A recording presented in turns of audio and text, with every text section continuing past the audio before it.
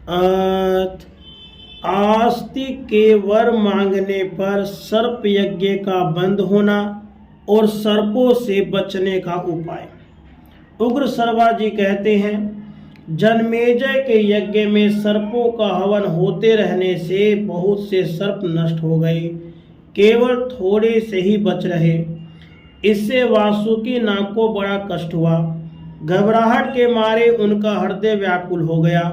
उन्होंने अपनी बहन जरत्कारों से कहा, बहन मेरा अंग भंग जल रहा है, दिशाएं नहीं सूझती, चक्कर आने का बेहोश हो रहा हूँ, दुनिया घूम रही है, कलेजा फट रहा है, मुझे ऐसा दिख रहा है अब मैं भी विवश होकर जगती आग में गिर जाऊंगा।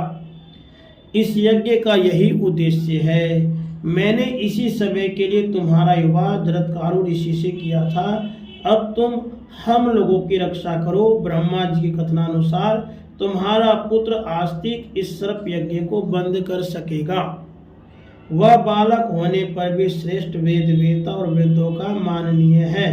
अब तुम उससे हम लोगों की रक्षा के लिए कह दो। अपने भाई की बात सुनकर ऋषि पत्नी जरत्कारु ने सब बातें बतलाकर नागों की रक्षा के लिए आस्तिक को प्रेरित किया।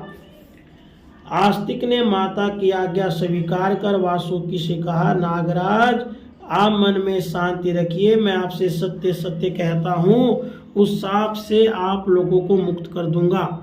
मैंने हास विलास में भी कभी असत्य भाषण नहीं किया है, इसलिए मेरी बात झूठ न समझो। मैं अपनी शुभ वाणी से राजा जन्मेजय को प्रसन्न कर लूंगा और वह यज्ञ बंद कर देगा। मामा जी आप मुझ पर विश्वास कीजिए। इस पर वासुकी नाग को आश्वासन देकर आस्तिक सर्पों को मुक्त करने के लिए यज्ञशाला में जाने के उद्देश्य से चल पड़े।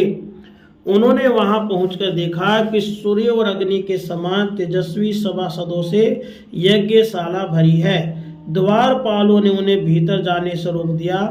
अब वे भीतर प्रवेश पाने के लिए यज्ञ की स्तुति करने लगे। उनके द्वारा यज्ञ की स्तुति सुनकर जन्मेजय ने उन्हें भीतर आने की आज्ञा दे दी।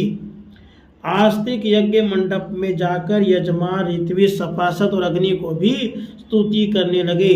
आस्तिक के द्वारा की हुई स्तुति सुनकर राजा सभासद ऋत्विज अग्नि सभी प्रसन्न हो गए। सबके मनोभाव को समझकर जन्मेजय ने कहा, यद्यपि यह बालक है फिर भी बात अनुभवी वृद्धों की कर रहा है। मैं इसे बालक नहीं वृद्ध मानता हूँ। मैं इस बालक को वर देना चाहता हूँ। इस विषय में आप लोग क्या सम्मति है? सभासदों ने कहा, ब्राह्मण यदि बालक हो तो भी राजा